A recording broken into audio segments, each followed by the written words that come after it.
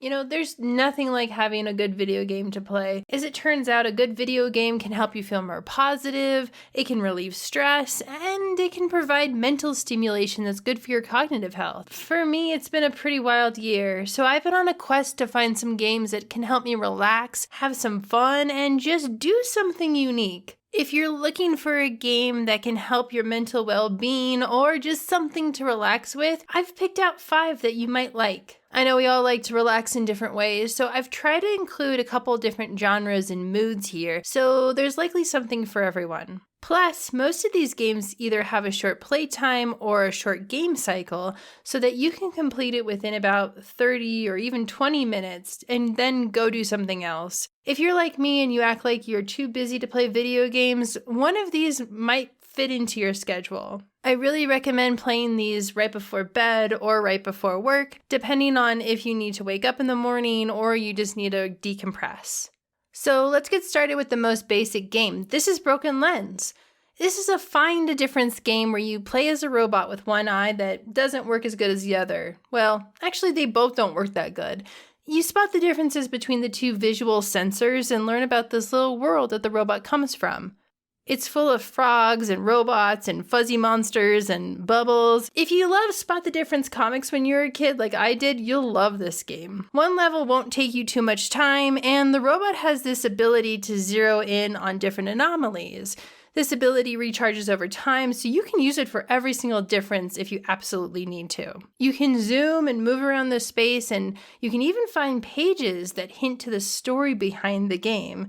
It's not in English or any human language I recognize, but from what I can tell, this civilization of frogs might have made the robots, but it's honestly hard to say. This is a game for someone who wants a quick break from the world. It has achievements, it asks very little of you, and you can always get help if you need it. I recommend playing this game before moving on to your next chore or something on your to-do list, or as a final way to decompress before going to bed. I also like to play this in the morning before work and coffee to get my brain going. Okay, maybe instead of being mentally stimulated, you need to let out a little aggression. If you had a rough day at school or the office, you probably are gonna love Say No More. In this game, you've just got your first internship at an office, and after being pushed around by your middle manager, you find this inspirational book on tape that teaches you the most powerful word of them all: no. From there, you crash through your office, creating chaos with the word no.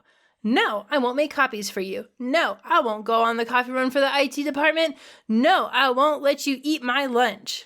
This game lets you laugh before saying no, or even charge up your no for a bigger one. There's a couple different no's to choose from. My favorite was the lazy no, and you don't have to use a specific no for a specific person. You just pick whatever one feels the best for you at that moment. I played a little of this game for the channel, and in an effort to not spoil anything for folks who want to play, I will just add that there are some people you might want to hear out before saying no to. If they have a pink dialogue box, that might mean they're trying to tell you something useful, or they just want to be your friend. One example was a coworker who wanted to give a love letter to his husband, but he was too busy with work to do it himself. If you say no, then you just kind of breeze past him rudely, but if you want to wait the whole meter out, then you get to go make your coworker's day. It's super nice. It's a really fun, wacky, zany game, and it's separated by short chapters, so you can play a chapter a day and then go for a walk or make dinner.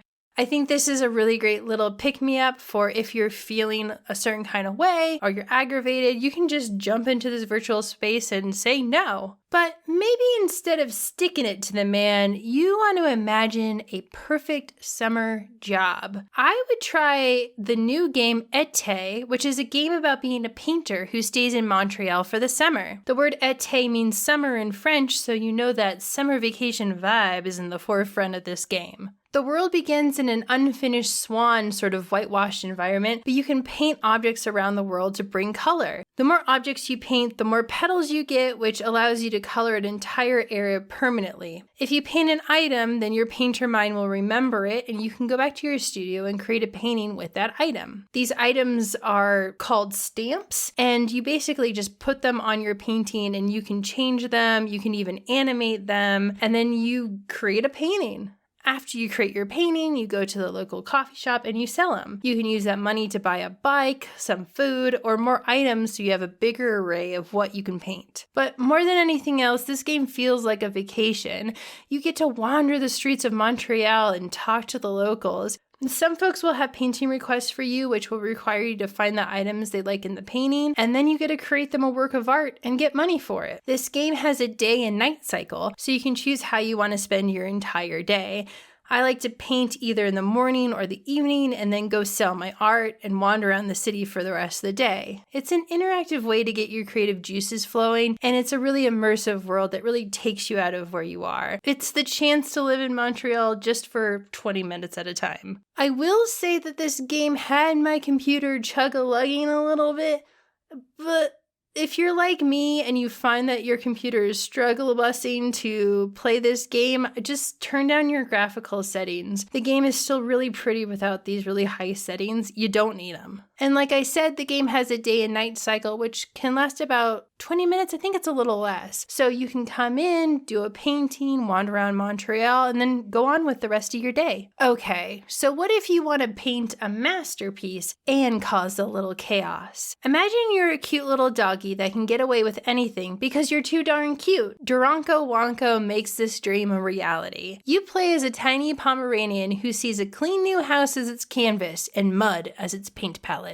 This is a mix of causing chaos and solving puzzles. You have to dirty up certain zones so that you can unlock new areas and items. There's also hats. There's so many hats, and they can all help spread the dirt in fun new ways. You just try to make the house as dirty as possible to rack up the cleaning bill and find hidden secrets by being an extra naughty little doggo. I loved playing this game for my channel, and while it is a short game, it's a fun and wacky one.